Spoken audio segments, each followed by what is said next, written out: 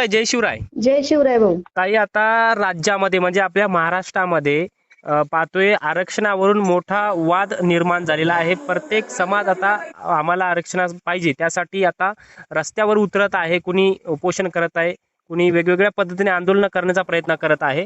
परंतु सध्या काल परवा नवनाथ वाघमारे यांची गाडी जाळली किंवा जाळली.